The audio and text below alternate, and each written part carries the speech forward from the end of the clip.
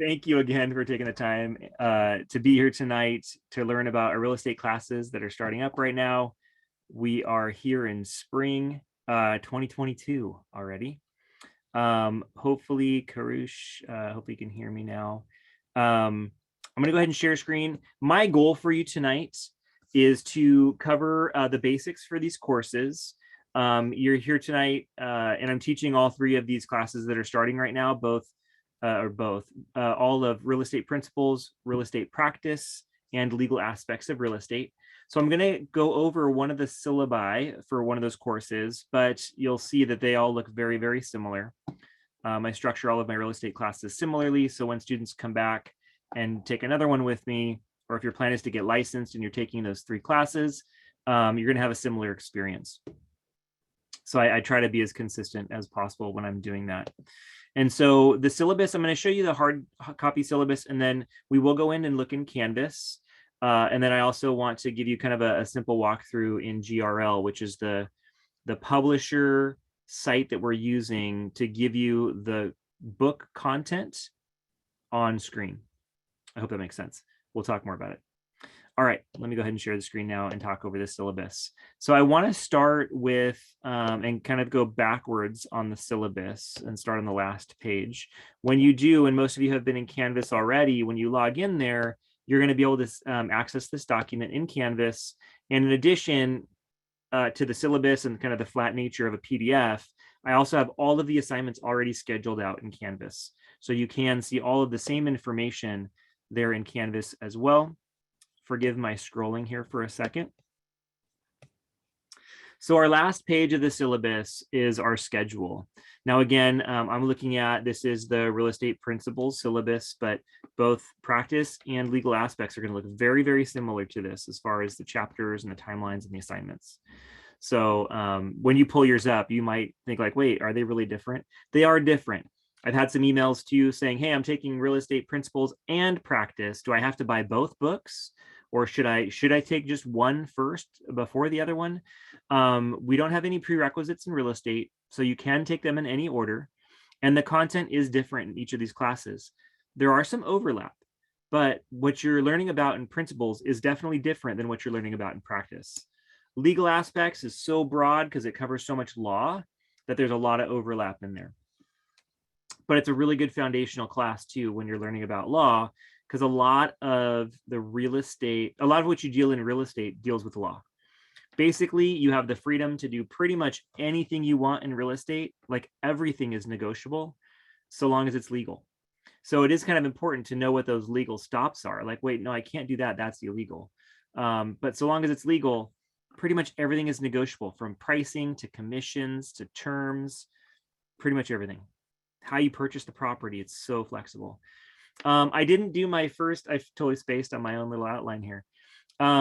Just a little bit of background on me. Oh, you know what? I'll come back to that. Let's go ahead and go through the syllabus and then I'll tell you a little bit about me, since I already have it on screen. Here's our syllabus. Here's all of our 8 weeks in one shot. Okay, so you're seeing in week 1, week 2, week 3, we're covering, and the dates there for you. We're covering 2 chapters a week, except for the last week in these classes. And every week you're going to have a chapter reading that you're going to be doing. What I love about the virtual environment with these books is that it's a little bit more interactive. You can access it from your laptop, your phone, your iPad, whatever device you're on. You can log in and start reading. It should pick up where you left off. And so you have a lot of flexibility there. It's also going to ask you questions. Like after you read through a page on screen, it's going to ask you some questions. And so it's just kind of a little bit of a review on what you're reading. Those are not graded. Those do not affect your grade, but it's really just meant to help you read the chapter and be a little bit more interactive than just reading the words on screen. Every chapter, in addition to reading the chapter, there's going to be a chapter quiz. And so once you get through all the pages in that chapter, and usually they're referred to as units, so a unit, a chapter, interchangeable there, you're going to have a 10-question quiz. You'll show that, you see that here. I will show you in just a second how those points play out. Every week we will have a discussion board as well. What I do with the discussion boards is I take a concept out of the chapters that you're reading that week, and I really try to focus on some real life, like construction. We're talking about construction, for example. I will ask a question like, would you rather buy a fixer-upper and fix it up how you want it, getting a cheaper price up front, putting more effort and money into it as you go along? Or would you rather buy something that is brand new built, newly rehabbed, and you walk in, you're paying more for it, but you walk in and it's done, right? So in my discussion board prompts, the questions I'm asking you, there's no real right or wrong answer. So the discussion board allows you to interact a little bit with me, although most of the discussion boards you're interacting with the other students in your class, just like we would be having a discussion in a classroom, but not at the same time. And so you have the opportunity to voice your opinion. And the big part of that discussion board is answering the why. I believe this, or my opinion is this because, and it's that because that really gives you kind of that quality of your answer. We'll discuss that a little bit more too. You'll see also in this one shot view, we have exercises that are scheduled. That is not every week. And both with similar to the discussion board, the exercise, I have written these so that you're taking the theory and the law and the introductory information really that you're reading in these chapters. And the exercise is giving you some real life. And so it's asking you to take that theory and then also do some work in real life and kind of bridge that gap between the basics, the theory, the law, and how things really work in the real world. I have many lecture videos that are posted in Canvas, and I'll show you where those are at a little bit here. But that's my goal with my lectures too. I'm not just going to talk about exactly what you read about. I'm talking about the same headings, the same kind of high points, if you will, in a particular chapter. But when I'm lecturing, I'm talking more about real life or things that you might need to know for the real estate exam. That's, real life, not just about the theory of the thing. And so as you walk through the lecture videos, that will also encourage you to look at this real life perspective of real estate and learn more about it. So you've got the theory, that base level knowledge coming out of the book. You've got your interaction with your other students with the discussion boards. You've got the mixing theory with real world, doing the exercises. And then with the lectures, again, some really just kind of open conversation about the real life part of real estate. Here's a schedule. Again, we go quick. 8 weeks goes by really quick on these real estate classes, but I've found that real estate students are pretty motivated. And when you're jumping into a real estate class, it's because you want to move forward. Whether maybe it's personal knowledge, but I feel like a lot of students are thinking about getting their license, or maybe they want to jump out there and start working as quickly as possible. And so you're able to get one done pretty quickly, maybe do two at the same time, although that's a lot of work. Or you can take them back to back, take one in the first 8 weeks and then another class in the second 8 weeks. We do offer some classes in summer as well. So I try to give a lot of flexibility. Roughly about every 8 weeks, we're starting classes in the real estate program. I head up the program, and so I've tried to do that to allow flexibility for students. And so far, so good. I've never had anybody complain that, they're too long or something like that. Here's an overview. Some of you are coming into this class and you really want to get an A. I know you're in the room. Some of you, maybe you're busy and you're thinking about starting in a future career, or you just want to learn kind of because you're interested, and maybe you don't really care so much about the letter grade at the end of all this, which is fine. I'm here to support your goals. So if you want to take these 3 classes and then go get your real estate license and go start working, I want to help you get there. If you have questions about brokers, we'll get all those questions answered along the next 8 weeks here. If your goal is to get an A, I want to show you how to do that. If your goal is just to learn along the way and you don't care, maybe you're juggling a job and kids and whatever's going on with you right now, right? I've had COVID. It's horrible. I got it actually mid-December. I was down for 2 weeks. I'm still recouping over a month later. And so, I'm good, but I still have some energy. I don't have as much energy yet. I'm still recouping. So if you get sick or you're dealing with that right now, it's tough. I get it. And you want to just, you just want to pass. I want to help you get there. On the screen, you're seeing right now how the points are structured for this class. I don't give a lot of flexibility in late work, but I do give a lot of flexibility in how you earn your points. And basically you have about a week to do your assignments. And so I'm giving you a big window of time in the week to get your stuff done. And then come Sunday night when things are due, it's really challenging once you start getting behind to start worrying about your old work. I have found most students are much more successful if you start working, okay, I'm behind, but I need to get going. I need to get my stuff done this week first. And so that's why I really encourage students, if something happens or you have a bad week, it's not going to kill your grade. That one bad week is not going to kill your grade.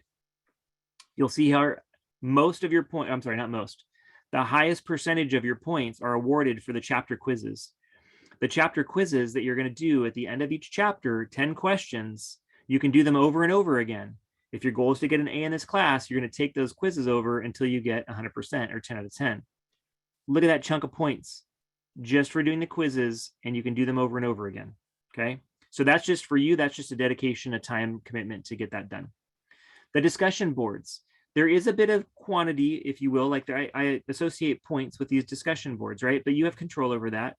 I'll show you exactly what's required of you. And especially after this first week, you'll get a really clear picture because I grade them really quick, especially in week 1.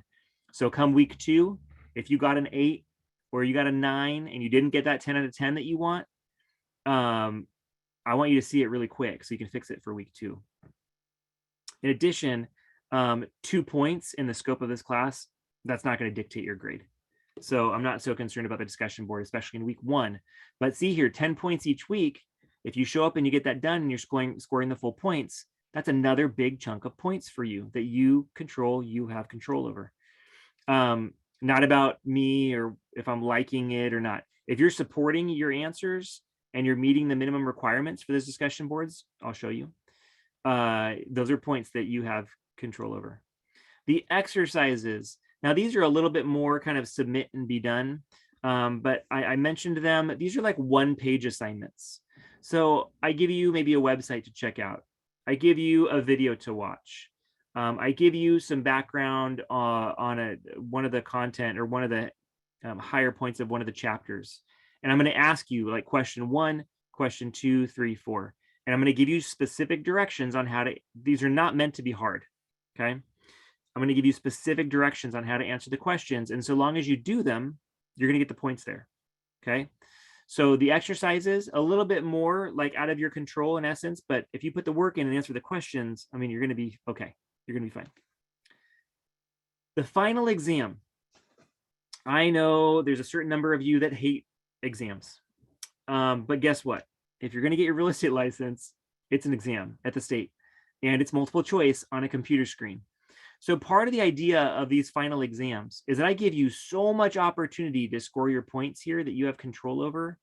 I'm trying to prepare you for the knowledge that you need and the experience that you'll have to pass that state exam. And so this is a pretty big chunk of your points, right? But if you look up, these other work that you're doing week in and week out for 8 weeks, that makes up the vast majority of your points. So if you're freaked out about tests, you have test anxiety, you have a bad week, this test in and of itself, right? Like if you're getting, let's just say 50% of this, like that's 12% off your grade. If you get everything, if you earn every other point in this class and you get a B or a C on this final, you can still get a really good grade in the class. I hope that makes sense. I hope you're seeing that. In addition, on your final exam, if you score less, if you fail it, you outright fail that final. And you're like, oh my gosh, if you get less than a 60% on the final, I give you a second opportunity to take the final again. It's a different set of questions, but it's another opportunity for you to take the final. I hope you're hearing here that I'm giving you lots of chances and flexibility in earning your points. In addition to what I've just said, the descriptions of these assignments are on the same page. And again, you guys can go back and pull this up in Canvas. I also want to note, I made a little personal note over here in the box. I have a certain number of students, especially those that are kind of like just lifelong learners, or maybe you're getting a license and you don't really care about your grade. And I got the question, should I select pass, no pass? I suggest to not do pass, no pass to get your letter grade. And here's the reason why. If you, in my class, get the letter grade of D, I have to mark you on IVC's standard of no pass, which means you do not get credit at the Department of Real Estate when you want to go sit for your real estate exam. If you get a C, B, or an A, I can give you a pass at IVC. But if you're getting a pass at IVC, wouldn't you want an A or a B on your transcripts instead of a pass? If you select pass, no pass, again, that's the downside I see. If you get a D, you get no credit at the Department of Real Estate, you get a no pass at IVC. If I give you a letter grade, you select, and the default is that you get a letter grade. You have to go in and select if you want pass, no pass, all right? So the default is having a letter grade. So most of you are going to leave it alone, and most of you will have letter grades. If you get a D in this class, now, again, whatever your goals are. Side note, I got a D in my real estate principles class at Orange Coast College in 2001, 21 years ago. I can tell you a story about that too, but that D gave me credit at the Department of Real Estate, even though it might not look great as a letter grade on your IVC transcript. If you don't care about your IVC transcript, that D will at least give you credit at the department. So again, for me, I don't see any benefit in the pass, no pass. And so I just give a little personal note on there. To describe more in detail the assignments that I've already talked about here, the final exam, your second chance under 60%, the quizzes, multiple opportunities. I'm asking you to get a minimum of 80% on those quizzes, but the system doesn't shut you down on the GRL system. The exercises, again, kind of matching theory with some real world. I do see some questions coming up in the chat, so I'll answer some of those here too. And the discussion boards. And again, my highlighted note here, I don't accept late work. All right, let me answer a couple questions in the chat, and then I'll come back to our syllabus here. As a real estate agent, how much of the information you learn from textbooks do you actually utilize? That's a great question.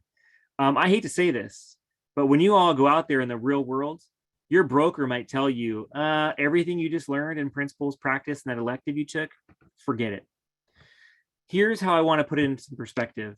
Right now with these classes, not only does the state require principles and practice, they want you to take that third class, whatever it is. They want you to understand a certain foundational amount of real estate and the law surrounding real estate. So that when you go out there and get licensed, I'm being positive here, when you go out there and get licensed, you're not just going out and defrauding people and taking advantage of people, right? You've learned at least a little certain level of the law and what you can and can't do. As far as what it takes for you to become a successful business owner and a successful agent representing other people and a successful marketer and a successful negotiator and contract writer and process manager, and you catch what I'm doing here, and IT department and finance, guess what? As a business owner, you have to do all of that. You're not going to learn all of that in this class, in these classes. You're just not. You're going to get the foundation. You're going to get the minimum requirements that the state requires. And then on top of that, a little bit more kind of purpose behind this, because you don't want to just memorize theory and law. I try to give you some of this real world in the lectures, the discussion boards, and in the exercises. I've been a student before. Again, I'll talk a little bit about my history in a little bit here. I didn't always love doing discussion boards as a student, but I semi-regularly will get students that will email me that say, Rick, I actually liked doing the discussion boards in your class. And the reason is because I'm forcing you in my question, I'm forcing you to do enough research to form your own opinion. And then you get to write about it. And then you get to have a discussion with your other students, the other students in the class, about what they think too.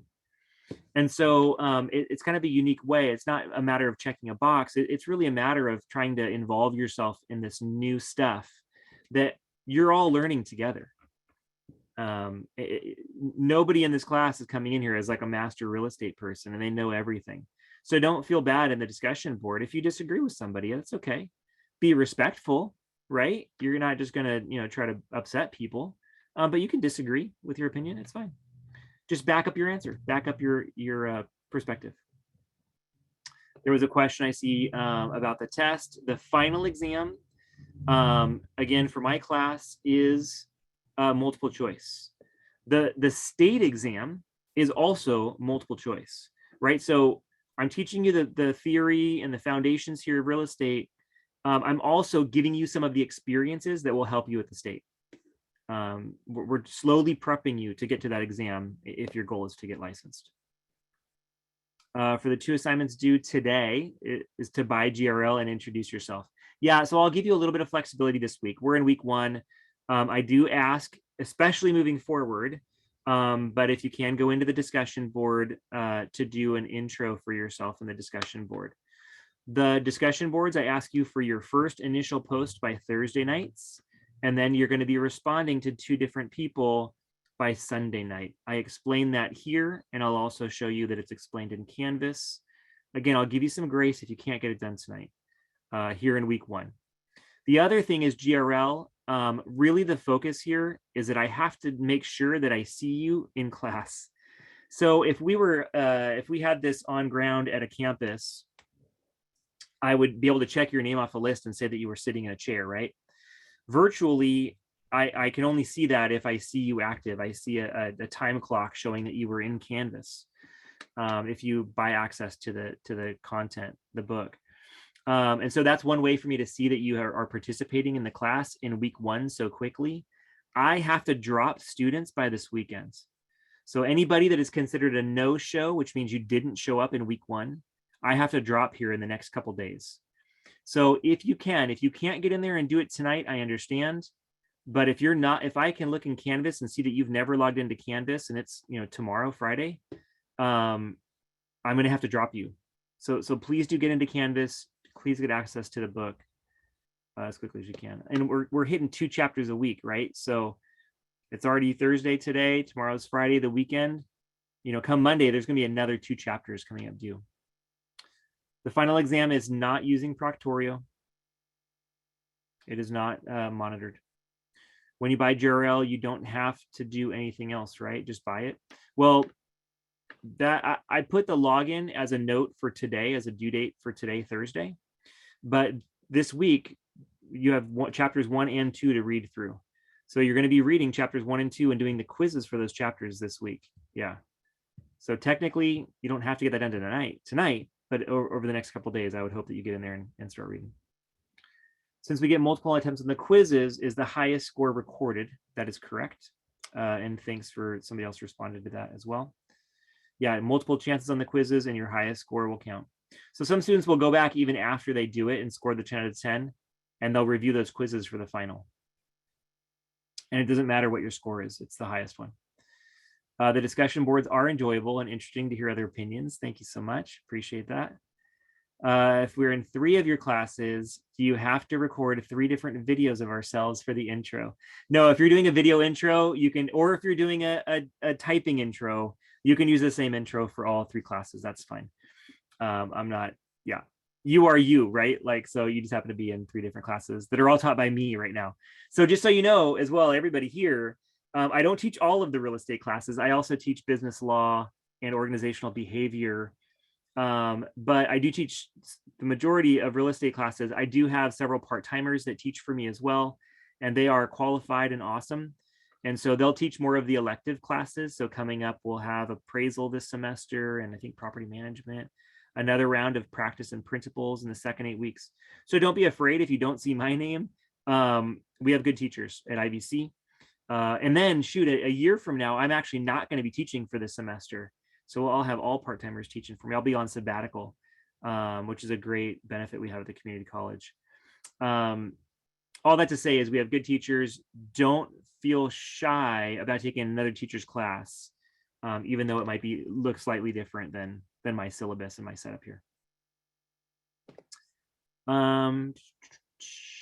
Yeah, the same, good, confirming that. Is there any videos or PowerPoints for legal aspects? So legal aspects is one class that I don't always teach myself. Like last semester, I didn't teach it. There was another teacher that taught it. So I do have fewer videos that are in that shell as of right now. I will work to add more this semester. And then I'll look to see if I can upload any more. There are some posted in there now, but it's not as full as say principles and practice, where every week I have all the chapters pretty much in there. So I'll work on improving that for sure. The Thursday Zoom meeting like we are doing tonight, that is not every week. I will be doing more, but it's not on a set schedule. So we are scheduled for this class as a fully online, asynchronous is a term that's used. So I give you, again, that flexibility of the week, pretty much Monday to Sunday. You have flexibility in when you get your work done, as long as it's done by Sunday, and the discussion board Thursday night.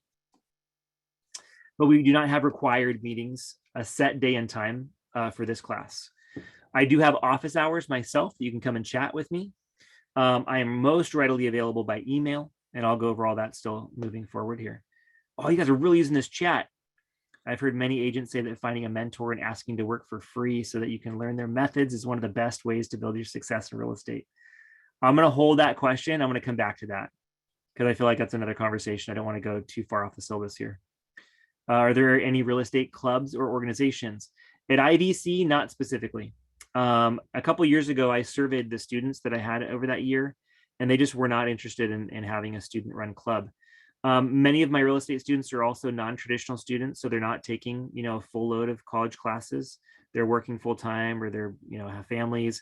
I have a lot of students that are retired, that are 40, 50, 60, 70-year-old students that are in these classes too. And so there's not as much a connection to the campus per se, like there would be as a full-time student might experience. And so we do not have any clubs currently that I can involve you in. Sorry.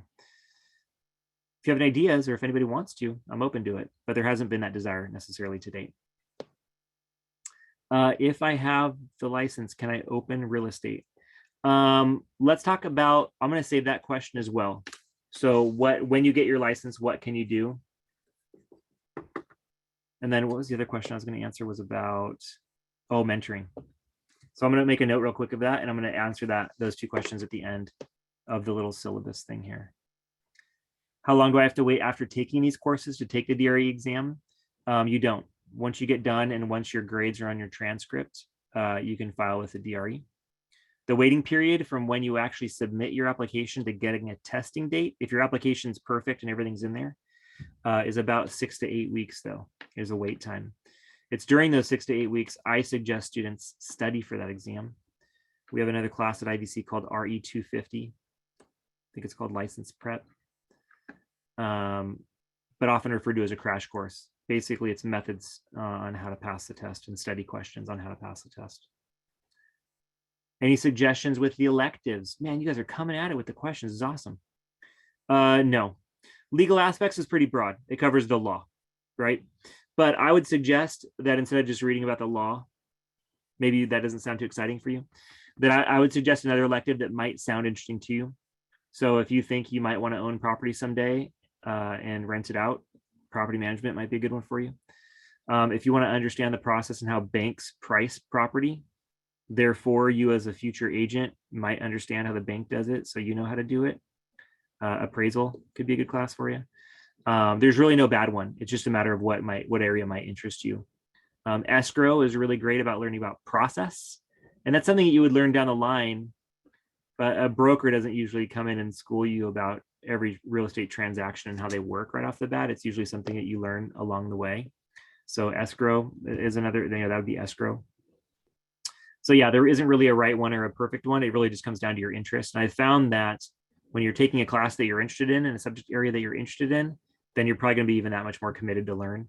So I suggest, sorry to not give you a straight answer, but it's kind of up to you in some way.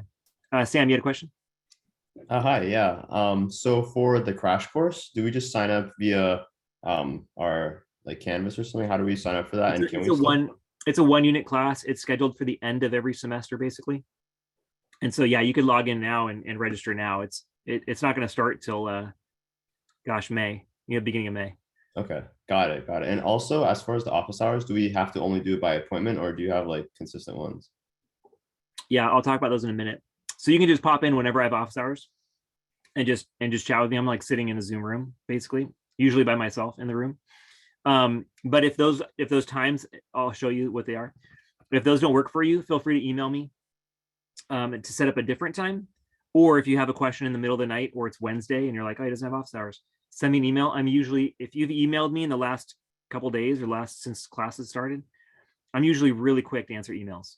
So, and if I don't, hit me up a second time because I might have missed it, but I'm usually on top of my emails. So that is the quickest, by far the quickest way to get me is by email. But do feel free to enter into the office hours if you have a question, for sure. Thank you. Yeah, you got it. Good questions. I'm going to keep rolling through the chat because I feel like these questions are out here. So I'm going to do it. And then, you know what? I might even stop sharing for a sec just so you can see my face, because these seem to be outside of the syllabus a little bit. We'll come back to that though. Maybe we can switch it up so I'm not just a tiny talking head on your screen. Will the class, oh wait, I jumped ahead.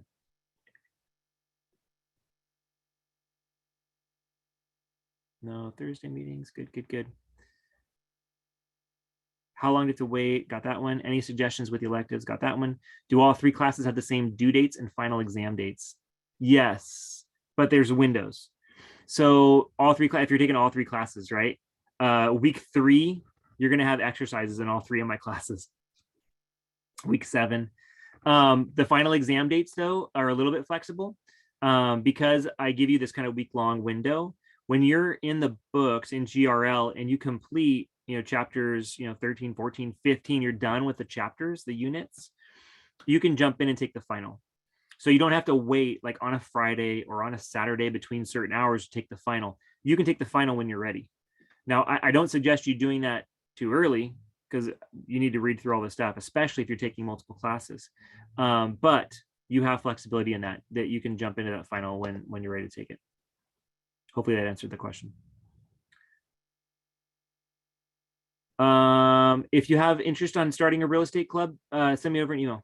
I can give you some next steps or we can chat more about it. When did real estate history start? Oh man, you guys are going, I hope this is a principles class. In principles, you will start to learn some of the beginning parts of that. In the US though, I mean, thinking back to when the Spanish first came to the US back in, I'm doing US history with my kids next year. We're doing California history this year. Gosh, what was it? The 1600s, I think, when Spanish came over and found the US, thought it was India, right? And that's why they named the native people here Indian or Indians. But then it was the Europeans that started coming over around the 1700s, right? And it was still under British rule. So I think it was during that time when there was actually starting, like people actually owning land, right? And of course, these days we have a lot of recognition for the people that lived here, the Native Americans that lived here in America before the Europeans came over. And that in essence, they kind of like took the land because they didn't really see land as being owned, the Native Americans, right? And so the Europeans were the first, the colonies were the first ones coming over that kind of like started that ownership back, either it was Spanish or it was Britain that started that here at the US, because of course it lived in those countries long before the US ever existed. I'm not a historian, so that was like super rough. Please give me grace on that. That was in 1492. 1490. Well, it was even earlier than I thought well, listen to me. Who was it then? Was it Spanish? Cristobal Colon. Oh, okay. There you go. All right. He was from Spain. Yeah. From Spain. Oh, there you go. Thank you. Yeah. So it's been a long history, right? So over the last couple hundred years, that has changed, obviously. But probably not so much in the last 100 years, where we've actually instigated people like recording their ownership of property as an independent country. Because as a king, there's kind of this other level of control, right? There's a bureaucracy, or there's a government that could just take your stuff away if they don't like you, type of thing. Yeah. So as far as the U.S. being, the Constitution and all that stuff, it's been basically the last 200 years has been a little bit different in the past. But again, I'm not a historian, so thank you for your grace with me on that.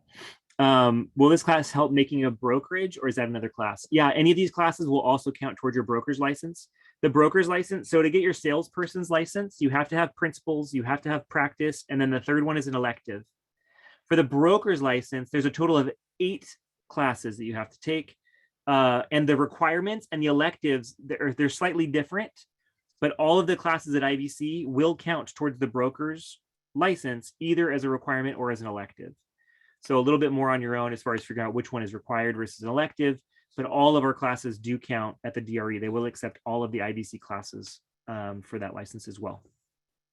I'll note something real quick.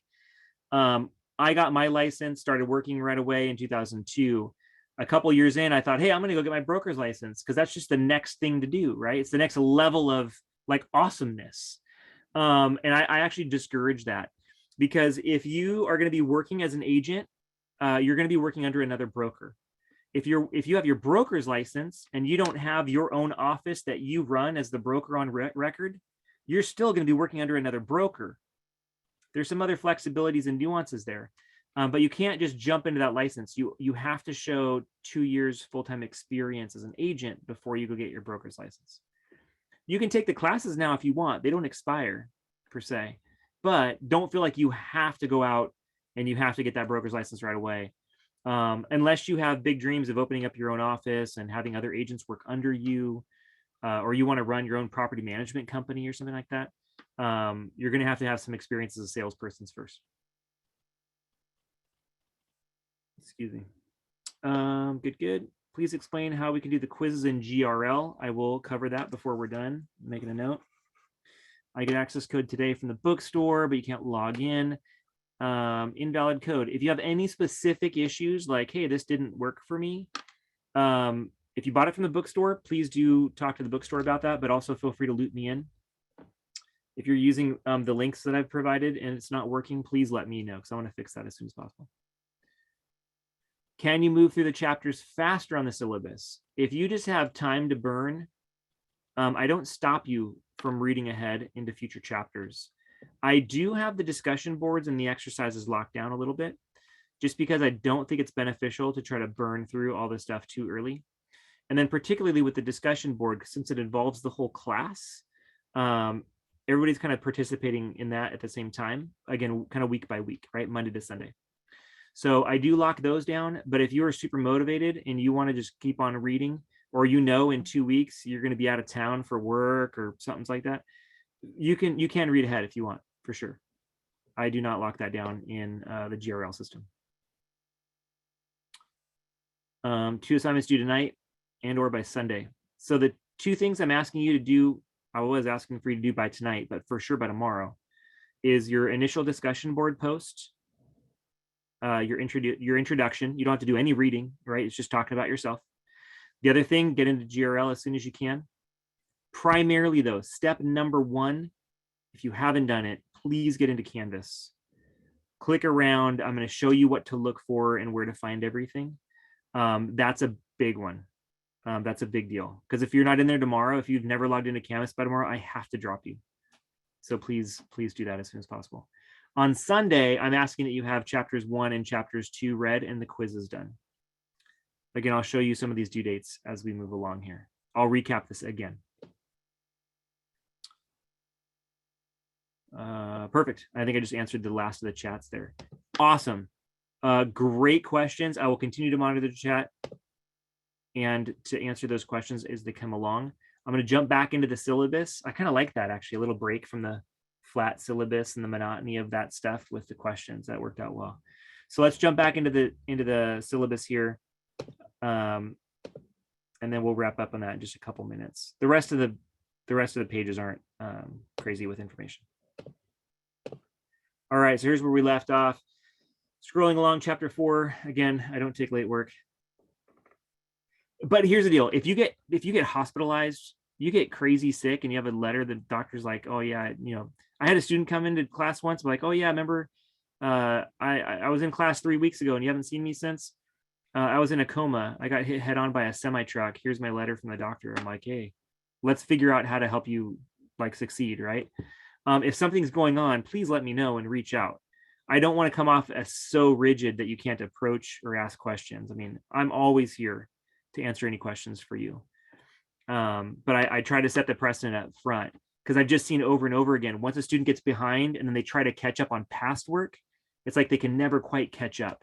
So I've seen it hurt students over and over again. And so I say this rigidly on the front end to really try to encourage you to jump in and not fall behind. But I know life isn't perfect and stuff happens. So please reach out. The grades that you're seeing on screen, this is the standard grading system that IVC has set up. So this is just as a communication piece. This is the college system for grading. So at the end of the semester, if you end up with a 78%, what's your grade going to be? It's going to be a C. And you saw the grade points, right? It's not a matter of whether I like you or not, or whatever the thing is. The points that you're getting in this class, you are earning them. It's not about me. It's the work that you're putting into it. Kind of like business, right? When you show up and you do your work, and you're on it, that's how you can build a successful business. That's one of the ways. And so I kind of built the structure around this class, kind of like the real world in that way. Just some kind of default language. I reserve the right to change this syllabus. I can tell you now, it's probably not going to change. I've never changed a syllabus that would hurt a student. But we just kind of put that in there as a just in case type thing. Like, for example, even though we were already scheduled to be online and we will stay fully online, there were some classes that were supposed to go back to campus on ground, and they're not right now. So things happen, right? Life happens. Grading policy kind of gives you an overview of the things we've already discussed as far as your assignments go. Again, you can refer back to this and read this. If you have questions come up, let me know.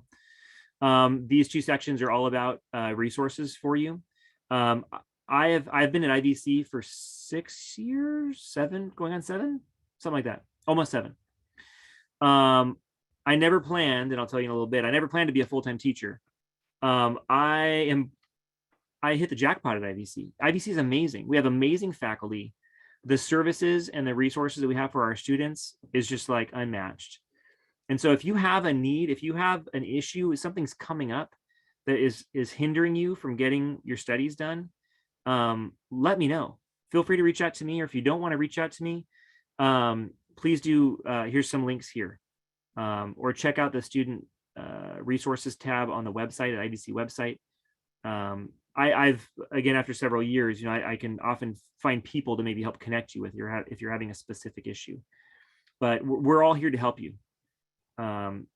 Even though I went on from a bachelor's and master's and doctorate, I had some of my best teachers at Long Beach City College straight out of high school. And I think that's why I ended up at a community college, because I found that my job is all about helping you and supporting you and teaching you. I don't have to research. I don't have to publish like the four-year universities do. My whole job is about helping you learn. So we want to support you. We want you to be successful in what your goals are. I mentioned email communications. Email is the fastest way to get me, but if you want to leave me a phone message, that's okay too. It might just take me longer to respond. I say here in emails that I just wait 24, 48 hours, give me a window to respond. It's kind of just a respect thing, right? Like, we all got stuff going on, but I'm usually much, much faster in email responses. These are the 2 websites that you're going to have to complete this class. Canvas, this is the IVC learning environment, the Canvas system. We're going to see that in just a minute. The other one is the book, in essence, right? I'm not requiring a hard copy book. I'm requiring this virtual book, which actually ends up being less expensive. And it's much more interactive. I already mentioned you can read it on your laptop, on your computer, on your phone, on your iPad or a tablet, whatever you got. You can access this and read it. So it's super flexible in that way. I've had students complete my entire class all on a phone, on a smartphone. So I've built these systems to be flexible for you, and hopefully that will help you in your learning as well. I saw a couple chats come up, and I'll address those 2 coming up. So make sure, again, prior to number 1, if you haven't been in there, please get into Canvas, or I might have to drop you. And then GRL the book, so you can get moving on those chapters. Page 2, some boilerplate stuff, some guidelines. Just be professional, right? We're all learning about this profession of real estate. I'm just asking you to be professional, particularly in the discussion boards. I've actually crossed my fingers. Thank goodness I've never had to deal with this. My students have been great in discussion boards. And even though it's super diverse, not just in cultural upbringing, but age, in experience, in goals. I mean, my real estate classes are crazy diverse. So when you're talking to other people, kind of keep that in mind. Maybe you're talking to somebody who's from a different country, in a different country. Maybe you're talking to somebody who's, 2-3 decades younger or older than you. And so just kind of keep that in mind when you're communicating with people, right? We're kind of in a professional environment. And of course, do your own work, right? Like cheating, whatever. If you cheat in real estate, you can go to jail. So I hope we can start learning learning here to kind of do your own work and be responsible for yourself. I've already mentioned these resources for you as far as the book and the website access. So I'll cruise over this. If you don't have access to Microsoft Office, Word, Excel, PowerPoint, you might need Word in this class. It comes with your student. Being a student in IVC, you get Microsoft Office online for free. So if you don't already have that on your machine, you have access to it online. Or of course, if you're using a Mac or something and you have a different system, Canvas only sees, I know it's a pain in the butt, I cannot see Pages files from a Mac. So if you're using Pages or if you're using Google Docs, for example, please do, if you can, put it in a Word file, a .doc or a PDF, so that I can see it in Canvas. Drop policy, I've already kind of explained this a little bit, so you know to get into Canvas so I can see that you're here and active. There's just an overview of what we're going to be doing in the class, just a general description of kind of the setup for us being fully online. The student learning outcomes, this is going to be different between principles and practice and legal aspects, but it gives you an idea on whichever one you're in the syllabus of what outcomes, what learning stuff you're going to be doing in the class. A little bit of course description. Some information unique to this class. These dates are also on that page 6, the first page that we saw that talked about dates. Do check the schedule or the catalog. Your schedule will have these dates, but I try to recreate them here. Excuse me, just for ease of access for you. Excuse me. Kombucha. I'm not drinking early. So these dates are here to help you out, just as a quick shot resource for you. Yeah. Here's my office hours. So this semester, I scheduled out Tuesdays and Thursdays, 11 to 2, Tuesdays, 12 to 2, Thursdays. If those times don't work for you, send me an email. Say, hey, Rick, can you chat Thursday at 5? And if I can, I will. So please reach out if you need assistance, if you have questions. And if you don't want to type out the question in the email, that's fine. We'll set up a time we can chat or pop in during any of these hours. I'm really good about being in my office hours. Occasionally something comes up, or sometimes Zoom will actually like kick me out after an hour, something quirky like that if I don't like notice it right away. So if you're not seeing me, I'm usually there, but again, feel free to send me an email. This phone number is to my office on campus. So I will get an email of that notification, but it does take some time for me to get it and then to respond back. So if you want to call, I'll take a phone call too. That's fine.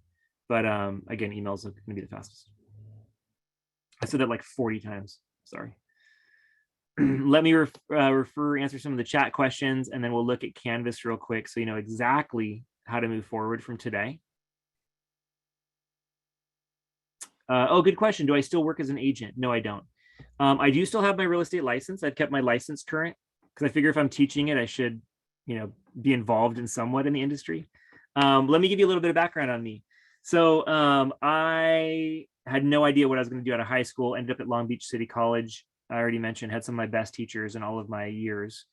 Pretty soon after that, I realized that I wanted to get into real estate investing, and I talked to my brother-in-law about passive investments. Back then, Robert Kiyosaki, if you haven't heard his name or the book, Rich Dad, Poor Dad, talks a lot about passive income.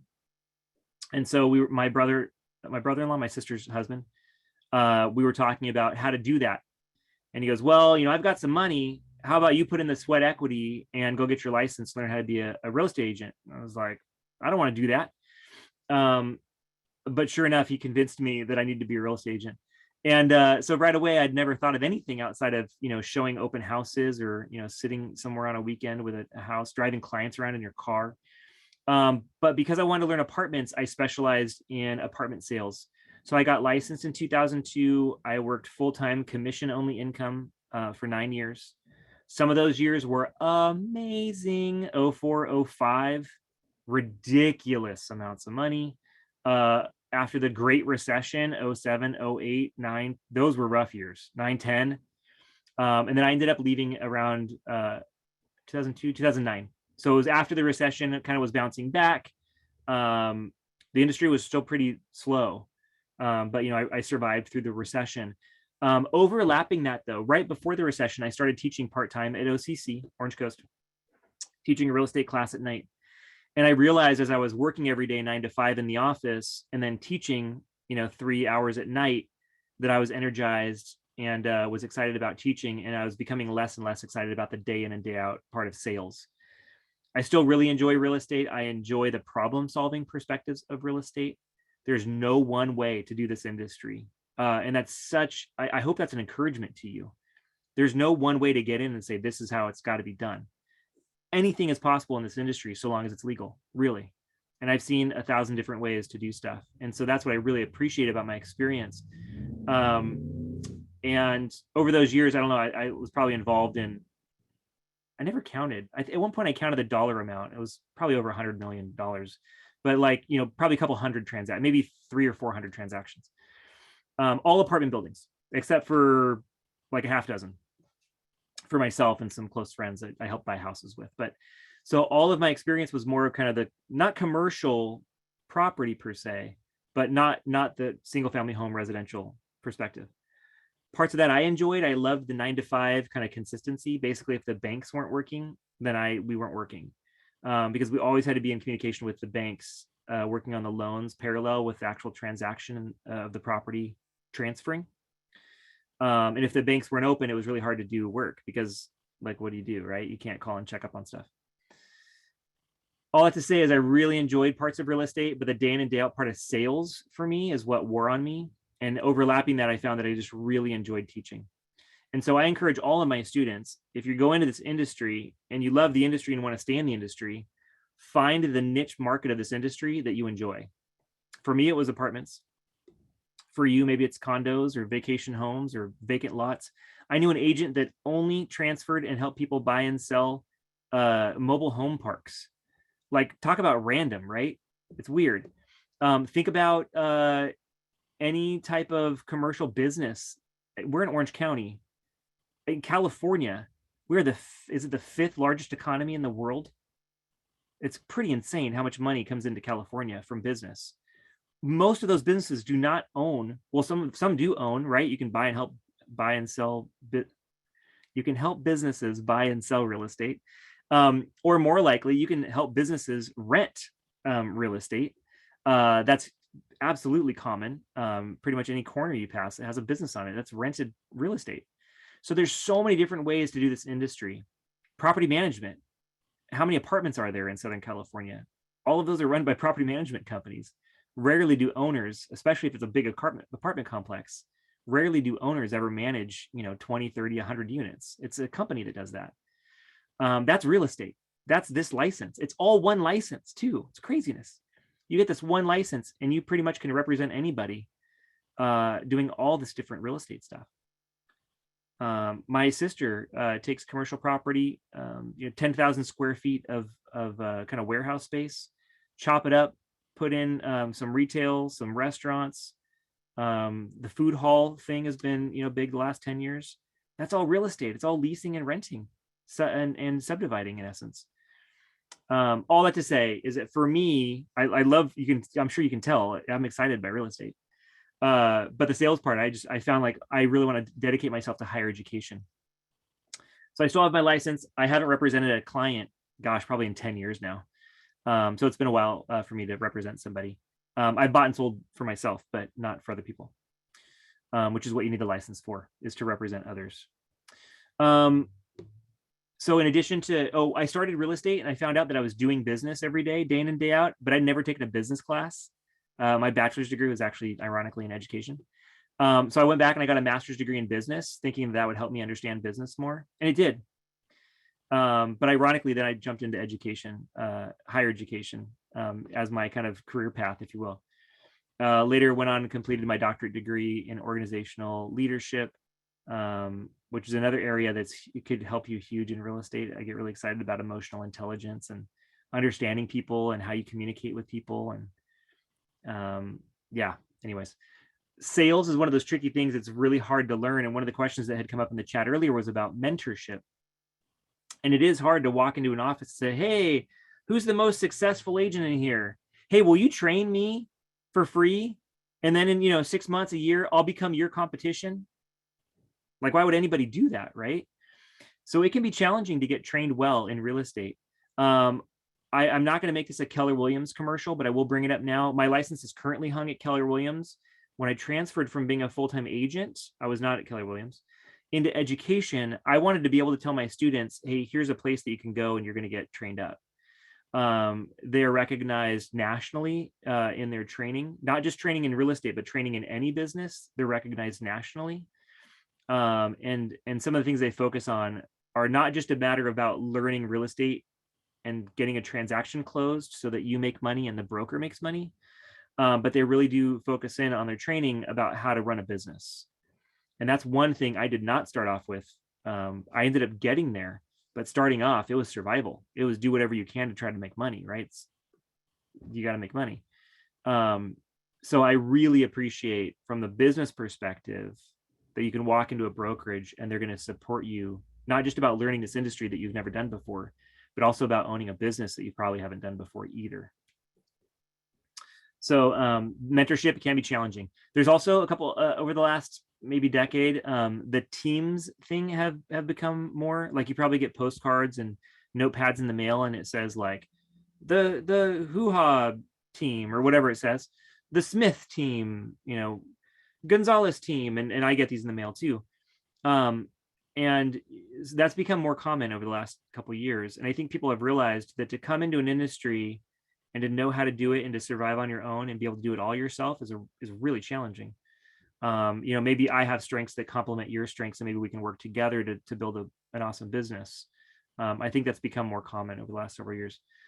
But if you're coming in new, that doesn't give you an opportunity necessarily to train and learn either. So yeah, there's a couple notes on mentorship. Pause myself for a second. I see some stuff in the chat. We just hit 8 o'clock. If you have to bounce, feel free to take off. If you're just hanging out and I'm going to continue talking, I will post a recording of this, but it will take a couple days for it to upload and I have to close caption everything and it takes some time. But I will post a recording of this if you have to take off and you want to catch up at a later point. But I'll go ahead and keep going here. Another question that came up with your license, and I kind of already answered this, like once you get your salesperson's license, what can you do? Once you get that real estate license, you have to hang it under a broker to work. There has to be somebody responsible for you. That's your broker. And so, but outside of that kind of relationship, the world of real estate, I mean, there's just no one way to do it. I already mentioned this. So there's a ton of different niches. Geographically, there's a ton of different niches. You know, I'm here at Santa Ana, Tustin is where I live. You know, Irvine's right around the corner at IBC. Those two areas are very different, which are both very different than Newport Beach, and all within like, you know, 15 minutes, 20 minutes from each other. So geographically, we have a very diverse way of doing real estate geographically. I've already mentioned several different types of property that you could focus on and niche on. So yeah, there's a lot of different ways to do the industry. All of that, the key here, and you'll learn this in principles if you're not taking it yet, is that you need your license to represent somebody else to do that stuff. You can do it all on your own. If you're representing yourself, you don't need a license. Chances are you probably don't know what you're doing. So you probably want somebody who's licensed to help you, right? If you don't know what you're doing. But the license allows you to represent other people when you're doing those things. There's still a question on my note here about GRL. We'll come back to that. Do we have a certain requirement of how many hours we need to spend on Canvas and GRL every week? There is not a requirement or a minimum count of hours. I can say in general, if you're reading through the chapter, you're doing the quiz, it's going to take some time. Especially, I'm kind of a slower reader. I want to understand exactly every word that I'm reading. My 10-year-old daughter, she'll read 3 pages to my 1 page. She is a reading machine. And so depending on what your reading is, like, it's just, some people are going to be faster than others, and that's fine. But it will take some, there's going to be some inherent time there, right, to read through and understand. And then depending on what your experience has been or how quickly you attain that knowledge from reading, I'm asking you to take one of those areas of emphasis in the chapter to using the discussion board, right? So there's not a minimum, but it will take different people different amounts of time to get the work done. Yeah, get the quizzes done. Copy that. 15, yeah, so GRL, for whatever, it's actually not even GRL. Dearborn is where the words actually come from our books. Is a Dearborn. They do a ton of different real estate area books, and so they have great content as well. That's why I use them. They in their books they use the word units instead of chapters. So I don't know why that is, but the unit is the same thing as a chapter. I usually write chapter because that's kind of a more typical term, but when you're looking in GRL, it'll say unit instead of chapter. So those are the same terms. I'm sorry if that causes any confusion. What elective are you teaching during the first 8 weeks? Legal aspects is running right now as well. Again, for the second 8 weeks, I think it's appraisal and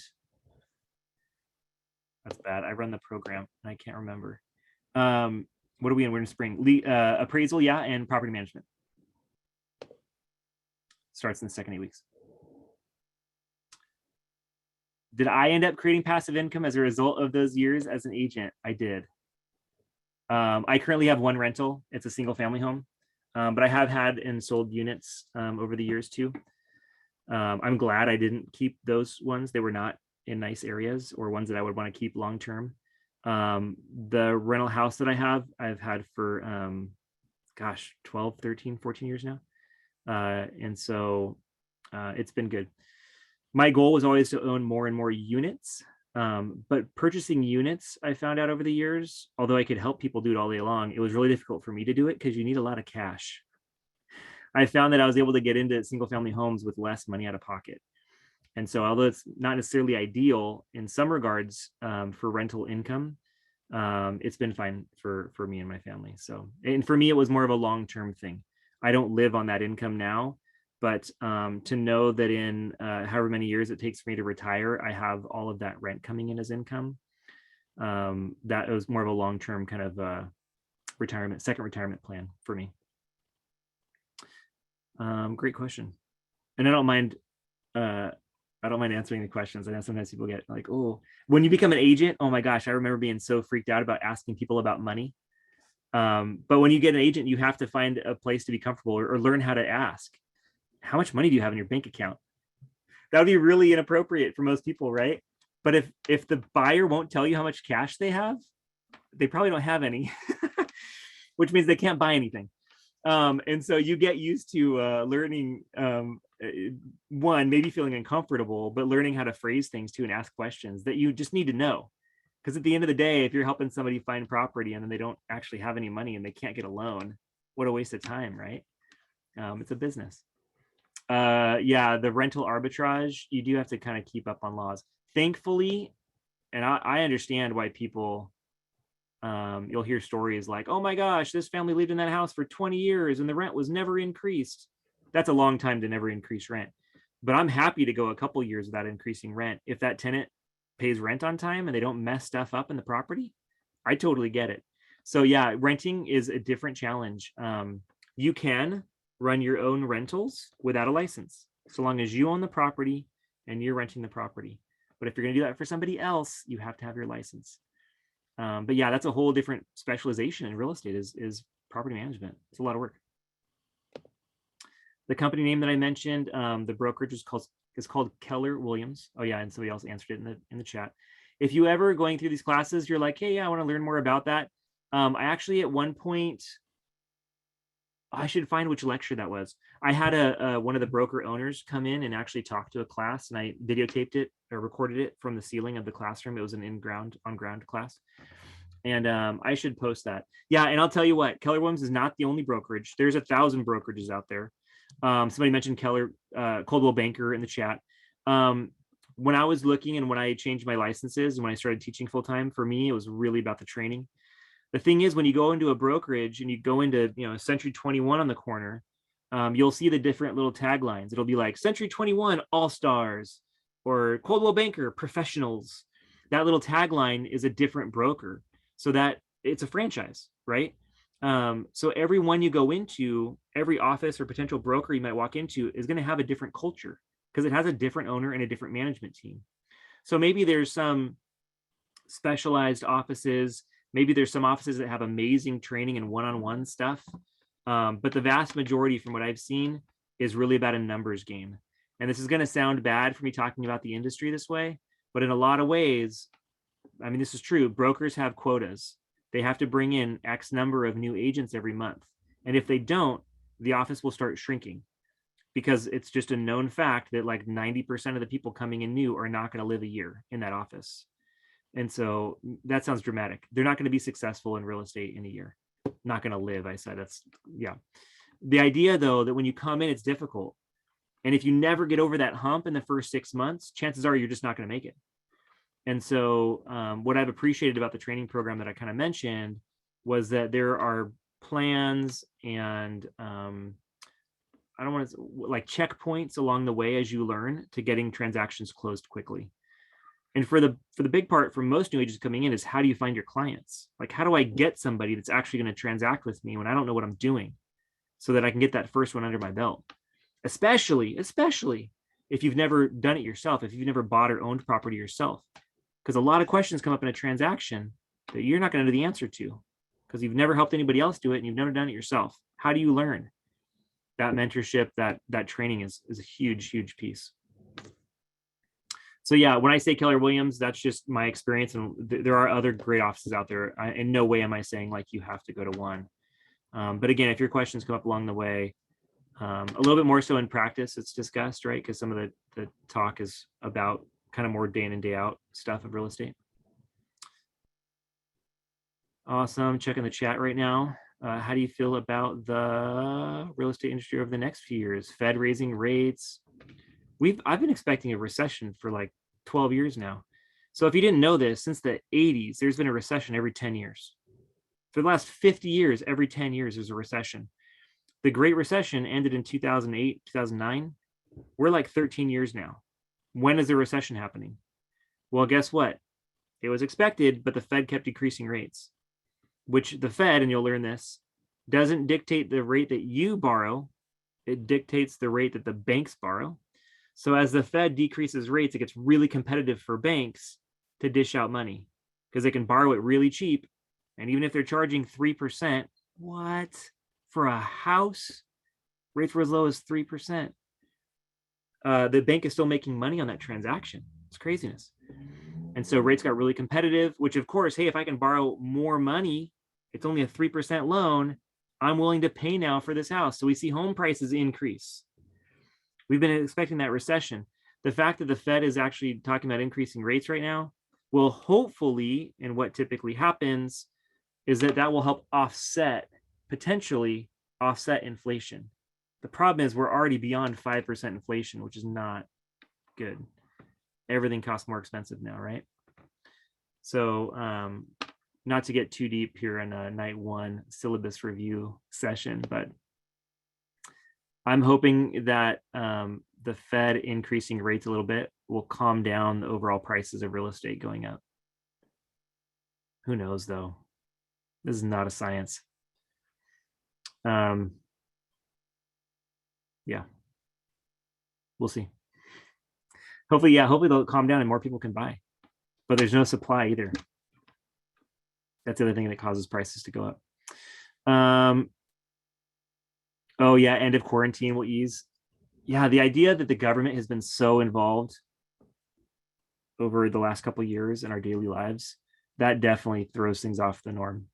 The government's printing billions of dollars and handing out cash to citizens, thousands of dollars each citizen.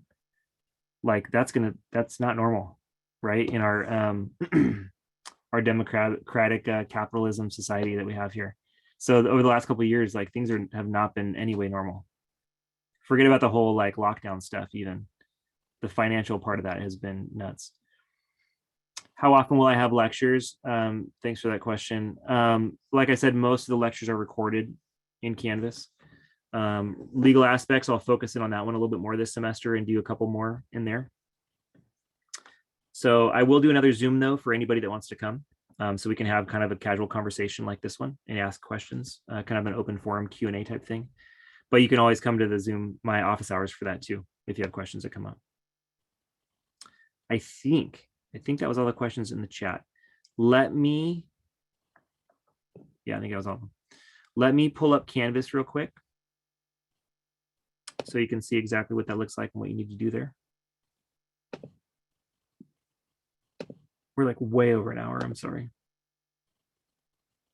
I did my business class this week too, and we were like right on an hour. But you guys had a ton of awesome questions, so that helped go a little bit longer. Good stuff. Here is our Canvas section. Now I'm pulling up real estate practice just to give you another perspective. But if you log into principles, you log into real legal aspects, it looks just like this. The menu on the left, super simple. I give you very few options here. And these two are the same. Syllabus and home are the same link. So when you first log in, you'll see a couple important links. Here's the link to the book. Here's the link if you want to get a hard copy book, you're not required to. The syllabus that we already looked at, the flat PDF is right here, linked right here. But you'll see as we go through Canvas, everything is in here already. So the dates and all of the assignments are already dated out for you. So if you want to look at it on one page, like as a student, I actually prefer that one page printout from the syllabus, but all the dates are in here in Canvas. Here again in my office hours, that Zoom link, and my direct email if you want to send me an email. You've probably already gotten an announcement from me.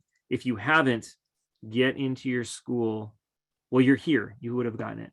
Get into your school email account though, because all this stuff usually goes out to your school email. But here's the announcements. You can, review past ones if you need to for some reason.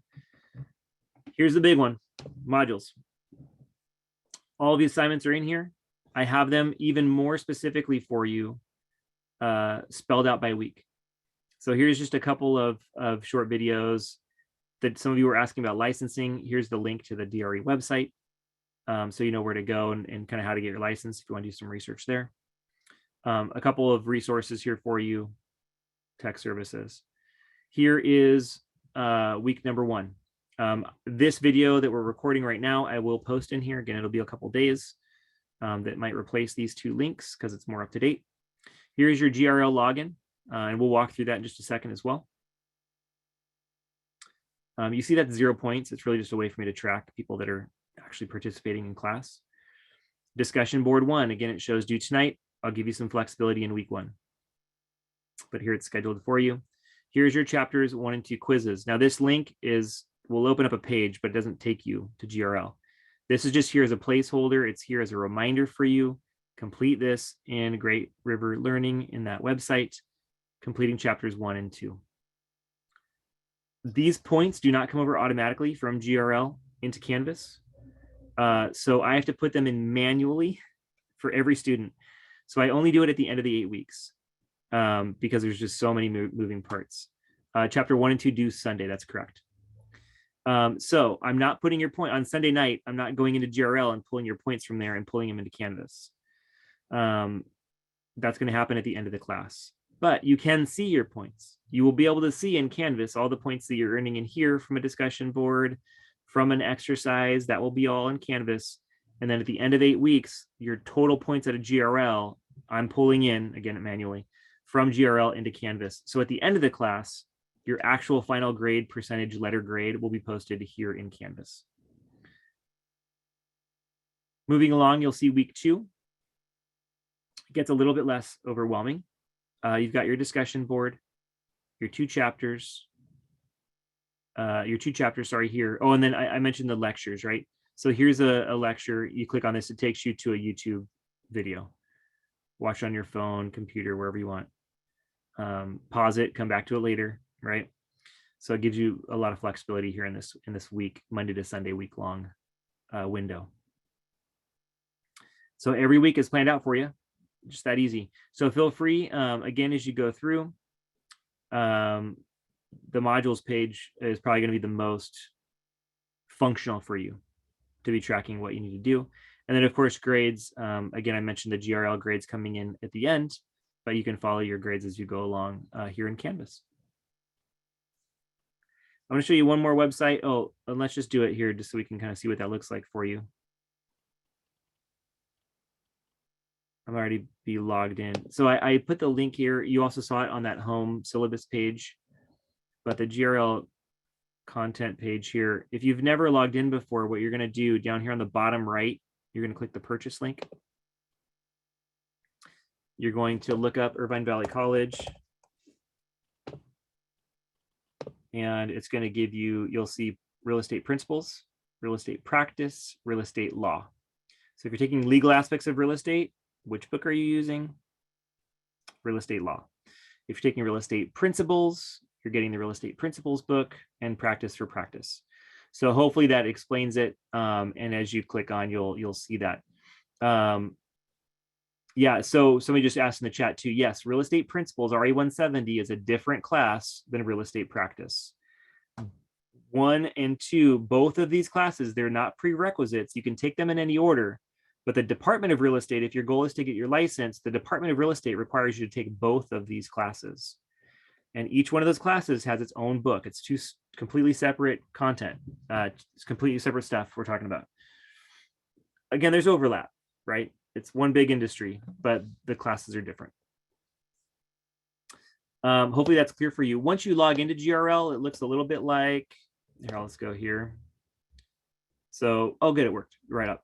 So you can see it looks nice and pretty. It looks a lot like the hard copy book. When you're looking in here, you'll see both at the top, there's a units tab, or there's also this drop-down menu here where you can select whatever chapter/unit you want to access. So when you get into unit 1, and you start actually reading this stuff, real estate law. So we're looking at the real estate law book here. You start reading through here. At the end of this page, you'll see as I scroll down, there's this unit 1 knowledge check. Look at this. Knowledge checks are not included in your grade. So this is not a graded thing, but it does allow you to come through and it asks you questions about what you just read. So this is just a way for you. I'm just going to select a random one, save answer. And as you go through, then you'll see there's just 2 questions here. Oh, wait, I'm going to actually read that one. Okay, Governor. There you go. I'm finished. And it says submit for grade, but again, you're not actually getting points for this. This is just at the end of the page, helps you process page by page what you're learning or what you're not learning, right? So here's your little knowledge check, not included in your, you're not getting points in Canvas for this. It takes you back to the page that you were just on. I know it's a little quirky. And then you can go to the next unit here. I'm sorry, unit 1, the next page here. As you scroll through, again, here's another knowledge check. You can continue on next chapter here, next page. Gosh, still unit 1. And actually right here, it says it, which is really helpful for me. Unit 1, page 4, you'll see right here in the corner. So you can kind of jump around a little bit, come back and revisit if you want. But when you get to that last unit, I keep saying unit.